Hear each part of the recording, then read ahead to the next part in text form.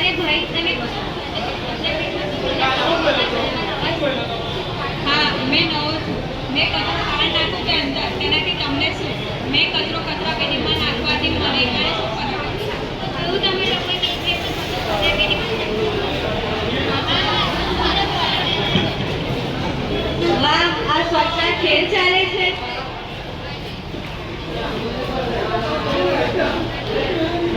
ચાલો આપણે સેલ્ફી લઈએ